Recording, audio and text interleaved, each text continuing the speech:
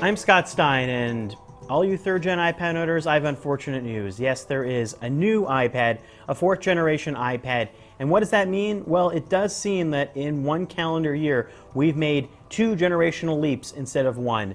And if you bought a third-gen iPad, I'm sorry, because you don't have the cutting-edge iPad anymore. If you have not bought an iPad, it's actually really good news, because this is an improvement over the third-gen iPad, at least in terms of the processor. There's an A6X instead of an A5X. And what does that mean? Well, the last iPhone, the iPhone 5, made a leap from an A6 from an A5 previously, and it was about double the speed. And so far, using this, that seems to be the case here too. The system boots faster, apps load faster, even games play faster on it. For the most part, this looks exactly the same as the other one. It still has a 2048 by 1536 Retina display. It has the same thickness, the same weight, comes in black and white.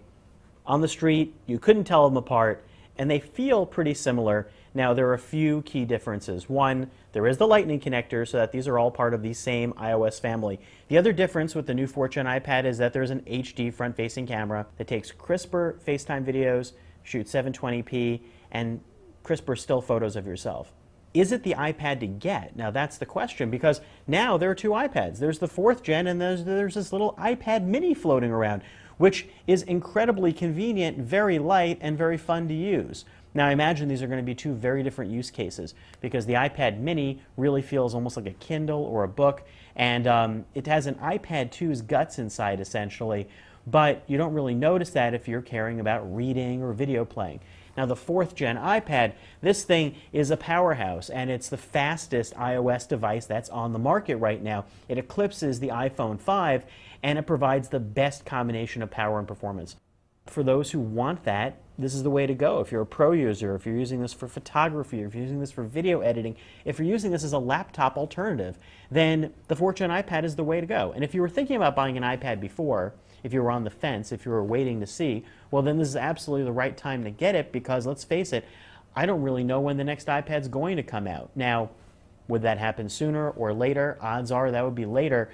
And this iPad now is the iPad for a considerable time. And starting at $499, the same as before, for 16 gigs, going up to 32 and 64 gigs, and with additional LTE capabilities, you know, it matches the price that we've seen before. Now, LTE is a little bit different. This now works better internationally, whereas the 3rd Gen iPad did not. And that could be part of the reason why this is going to be a lot more appealing globally for markets that weren't able to use LTE before. So why all of a sudden did everybody suddenly get a little less excited about the large iPad? Well, I think the iPad mini has a lot to do with it, because it's an exciting new design. But let's not forget that earlier this year, this was the premier tablet to get, and still is, because of its app collection and because of its performance. And the faster processor means this is a better product. All around, this is an improvement on the 3rd Gen iPad, although it's really not enough to consider buying for that upgrade. But if you haven't bought an iPad before and we're looking for a new fast one, the 4th Gen is absolutely the one to get. On the other hand, if you want something that's more portable, something that's maybe your second iPad even, or something that's more affordable, go for the iPad mini. It's a difficult decision to make, but I think it's really about portability versus performance this time with the two new iPads that are on the market. I'm Scott Stein, and that's a look at the new 4th generation iPad from Apple.